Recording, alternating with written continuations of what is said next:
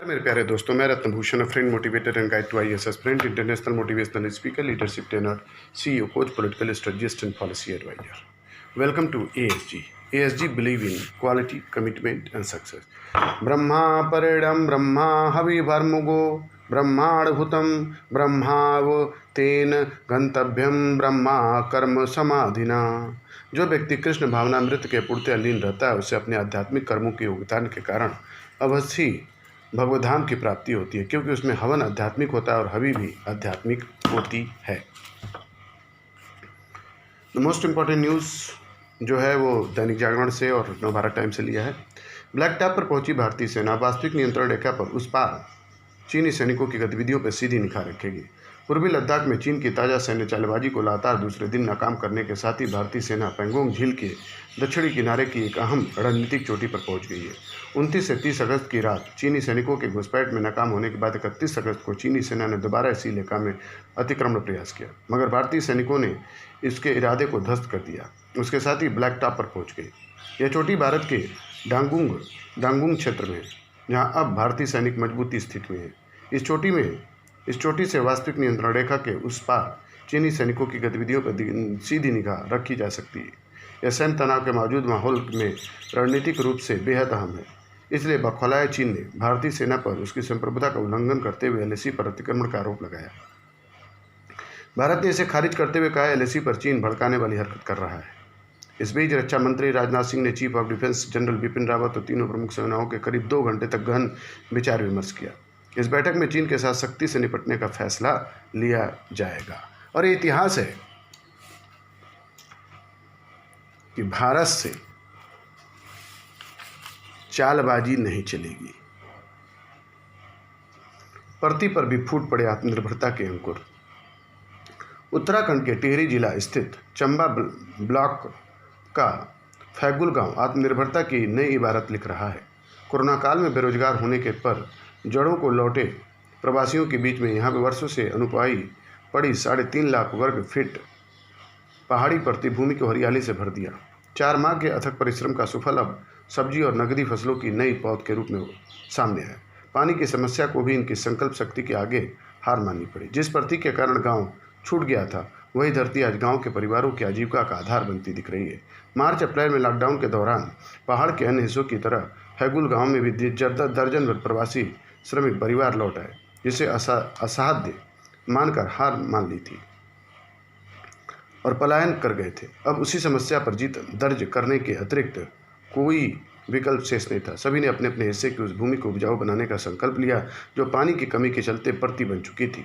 जब यह तय हो गया कि जीवन अब इसी पर निर्भर है, तो अथक परिश्रम के बूते पर हर चुनौती को मात दी।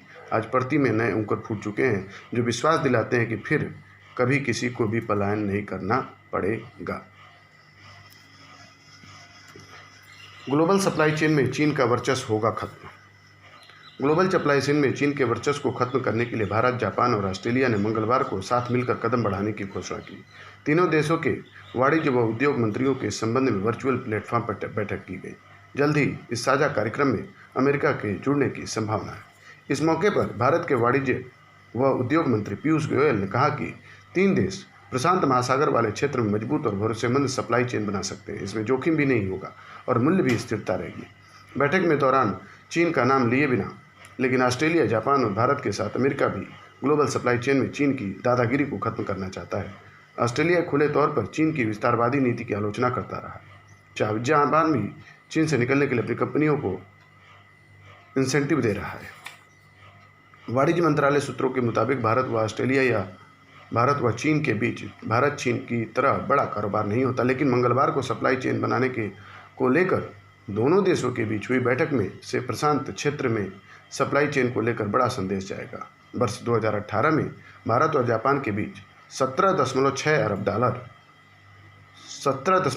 डॉलर का कारोबार हुआ, जो चीन और भारत के साथ होने वाले कारोबार का मात्र 20% है। जापान के आयात में भारत की हिस्सेदारी 1.1% है। जापान के आयात में भारत की हिस्सेदारी 1.1% है। इस सबके बावजूद भारत, जापान और ऑस्ट्रेलिया के बीच सप्लाई चेन बनने के चीन से निर्भरता खत्म होने के साथ आत्मनिर्भर भारत और मेक इन इंडिया कार्यक्रम को बल मिलेगा। और ये इतिहास है, भारत ने जो ठाना है उसे करके रहा है। और हमारे देश के यशस्वी प्रधानमंत्री, और सबसे बड़ी बात है कि हमारे देश के जितने भी लोग हैं, हर वर्ग हर तबका अब आत्मनिर्भर भारत बनने के कदम पर अग्रसर हो चुका है। मोरेटोरियम पर सबके लिए नहीं हो सकता एक फार्मूला। कर्ज की किस्तें टालने के मामले में केंद्र सरकार ने मंगलवार को सुप्रीम कोर्ट में साफ कह दिया, कर्ज अदायगी में राहत को लेकर सभी के लिए एक फार्मूला नहीं हो सकता। सरकार ने यह भी कहा है कि आरबीआई के सर्कुलर के अनुसार शर्तों को पूरा करने वाले लोन धारकों को मोरेटोरियम का लाभ 2 साल तक और मिल सकता है। सरकार की ओर से सॉलिसिटर जनरल तुषार मेहता ने न्यायमूर्ति अशोक भूषण की पीठ के समक्ष हलफनामा दिया।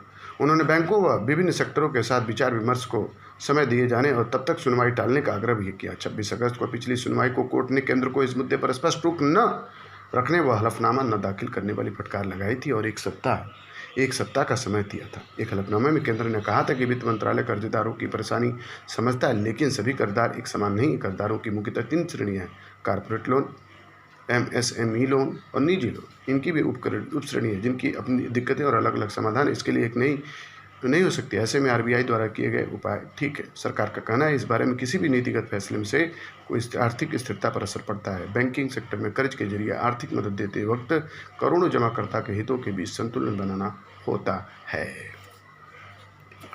विकसित करनी होगी स्वच्छता की संस्कृति।